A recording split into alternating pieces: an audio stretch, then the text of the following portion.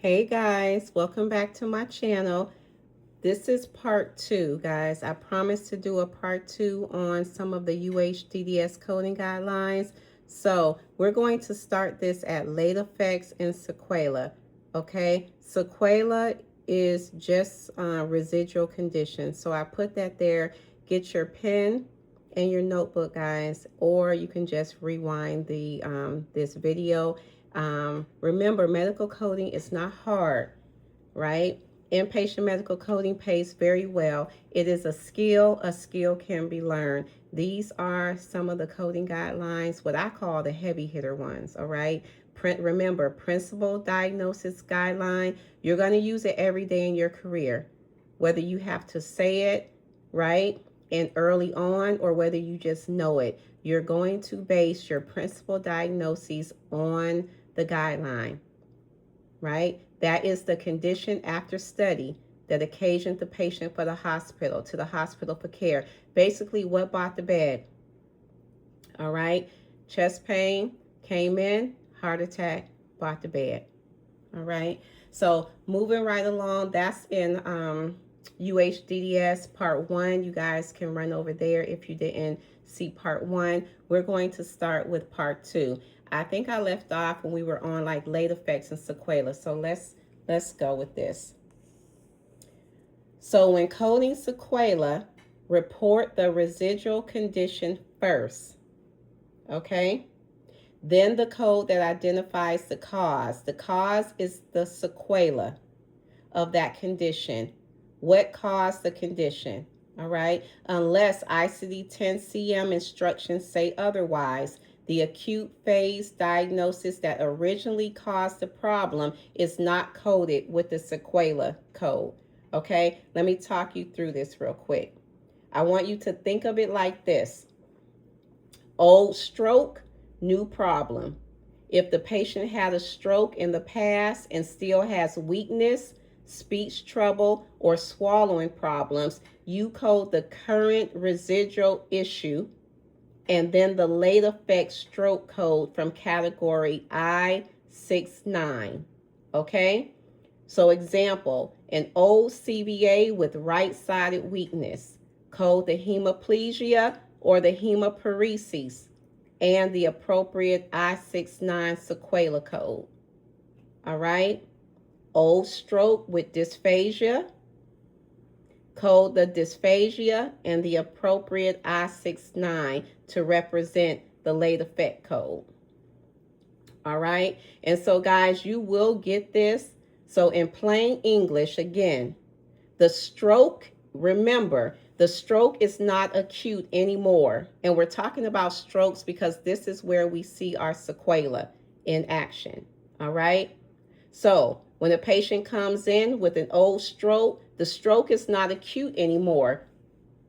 So what you're going to be coding then is the leftover problem from that old CVA. Okay? And those codes are I69 category. Okay? So, patient with right-sided weakness from an old stroke. All right? Again, assign the hemiparesis, which is just like, you know how patients, they've had a stroke. I want you guys to see it. And they can't move that side of their body, whether it's hemiparesis of the left arm, right? Or the leg, due to the old stroke. So the patients already had the stroke, but they're coming back in with some weakness from that old stroke.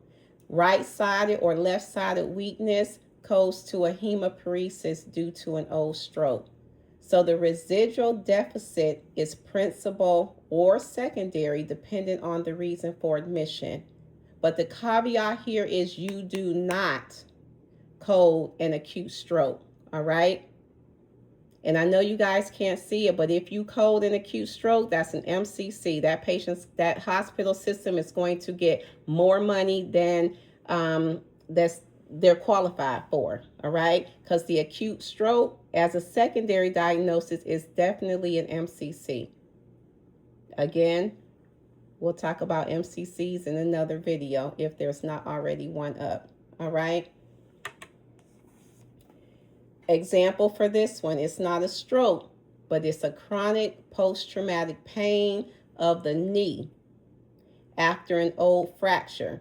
Patient was admitted with post-traumatic pain after an old fracture. We're going to code the chronic pain condition, then the appropriate sequela code for the old injury. Okay? But most times or not, I know it sounds confusing. I remember when I first started, literally I did not really grasp the sequela, but the only thing it's saying is don't code the acute, and we see it most often in CVA or stroke patients that have had a stroke, right? Because strokes leave what we call residual conditions, all right? Whether it's weakness, right-sided weakness, which is hemiparesis on the right side or the left. And we have to know the caveat is, I don't care. When you go through the encoder, it's going to give you, or your book, the I-69, okay, to capture the sequela or the late effect. Okay, let's move on to original treatment plan not carried out. If the treatment plan changes or is not completed, still assign the principal diagnoses as the condition that occasioned the admission after study, even if the treatment was not performed. Okay? UHDDS bases the principle on reason for admission, not whether the planned surgery or therapy actually happened. So let's look at this. Patient admitted for planned CABG, right? That's a coronary artery bypass graft for CAD, right? Coronary atherosclerotic disease, CAD. So patient has some blockages in their heart, which is CAD. So they're going to do a bypass graft as the procedure, the CABG. But the surgery is canceled due to a new arrhythmia. Patient maybe, I don't know what caused the tachycardia, the patient's heart beating fast, or just a new arrhythmia in this case. All right. They said we cannot take this patient to surgery to do this CABG because of the arrhythmia. Coronary artery disease, the CAD, remains the principal diagnosis because it was the reason for admission. Okay. Patient didn't come through the ED in this case, guys. Sometimes they don't. This was planned, right? Patient just, doctor said, hey, Frank, we need you at the hospital maybe a day before. Get ready for surgery. We're going to go ahead and do that heart surgery tomorrow. Frank then worked himself because of nerves and a whole new arrhythmia. That's dangerous. We're dealing with the heart. The heart has to be calmed down, right? They did not do the planned surgery, but when you ask yourself, what is the reason after study the patient presented to the hospital for care? In this case, the reason the patient presented still goes back to the CAD, not the arrhythmia. This is not why the patient was admitted to the hospital, okay? Patient admitted, example 2. If you guys have a question, you could, ask it in the comment section. Hopefully I'll see it there, or you guys can join me on another platform, where I'm, live or something. You guys can ask there. Patient admitted for cholecystectomy, but patient refuses surgery. Symptomatic cholelithiasis, remember, okay? Stones in the gallbladder. May still be the principal diagnosis, and it is. Patient was admitted exactly for this cholecystectomy because of cholelithiasis. But after the patient, I don't know, patient got nervous or whatever and said, I don't want to have the surgery. We're still going to use for principal diagnosis the cholelithiasis because that's why the patient presented to the hospital for care. Okay, now don't get confused with if they come through the ED. These are planned. Okay, these are planned procedures. Not everyone comes through the emergency room. All right, sometimes they're sent by their physician for a planned surgery. So guys, just listen to these videos over so that sometime you need to. It's not the first time that you'll catch everything, but hopefully the second and the third, it gets stronger. Remember, medical coding is a skill. Inpatient medical coding is where the money resides, okay? With everything going out here with AI, if you guys are interested or in this profession, whether it's outpatient, you want to get inpatient skills, guidelines under your belt, that would be a good move. If you're new to the profession, make sure that you understand your coding guidelines so you can be successful in the profession, all right? Because AI will not be replacing inpatient coders, not in our lifetime. One day, oh yeah, the technology is robust, okay? But that's not what we're talking about on this video.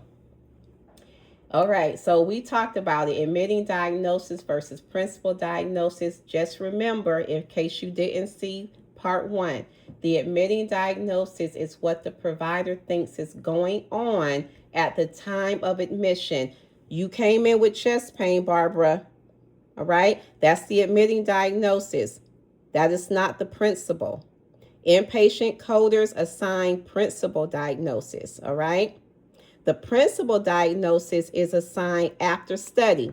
You came in, Barbara, with chest pain. I got to run some tests. That's just, we have to find out why you're having this chest pain. So after the test, what does the physician say caused the chest pain? That is your principal diagnosis, all right? The two may be the same or different. Remember, Coach said, Barbara came in with chest pain. They did all of these tests. Physician is like, at the end, physician documents chest pain, unknown etiology. I don't know where it came from. So you're sitting there as the coder, right? After study, he didn't say anything. What do I code? All right. He coded chest pain. He didn't find anything, right? So this means the two may be the same or different. Most times we don't get that, but we do see that, okay? Sometimes there's no workup. The workup doesn't reveal anything, okay? But UHDDS uses the principal diagnosis for discharge data and DRG assignment. We'll talk about DRG assignment as it relates to MCCs and CCs in another. Please subscribe if you haven't so you'll be alerted to when new videos drop, guys. We will understand medical coding as it relates to inpatient coding, okay? Again, remember, I don't want to go back and forth, but remember, UHDDS applies to inpatient, not outpatient. The UHDDS definition of principal and other diagnoses are designed for acute care inpatient discharges. What is acute care, Coach? Again, if you put a gown on or not, but if you fall asleep and you wake up the next day in the same hospital, that is, you are considered inpatient.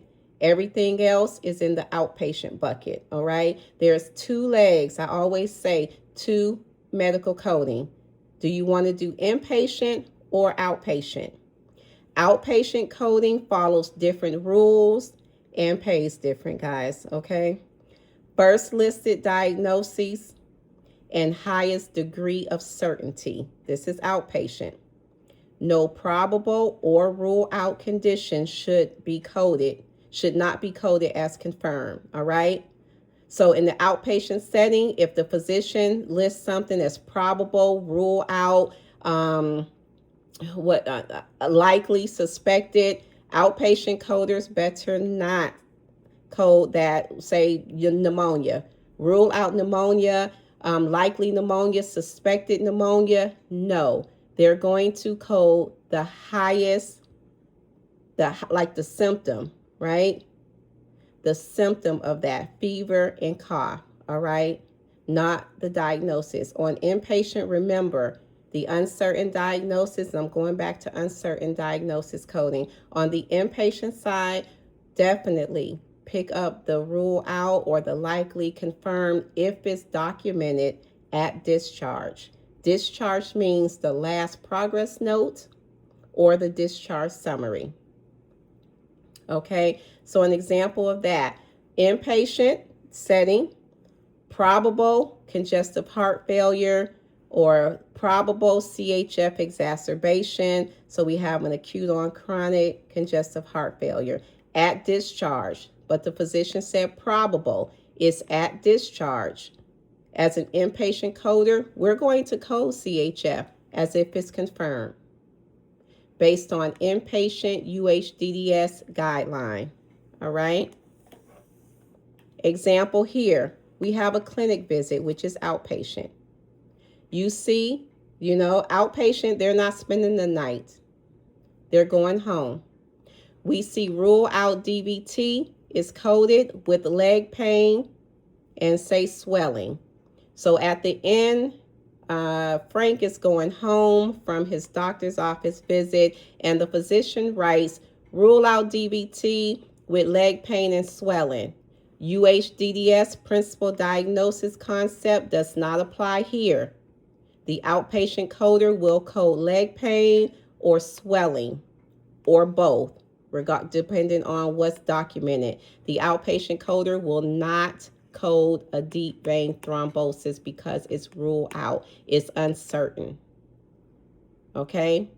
So I hope this helps you guys. This is the end of part 2. We'll continue to go over guidelines, complications of care. That's another good one, and a few more, guys, as we go. But always remember, inpatient coding is a skill. You can learn it. Just follow the right coach, mentor, and thank you guys for joining. Subscribe if you haven't. Follow me. Turn your notifications on so you'll know when another video has been posted, guys. And I'll see you in the next one.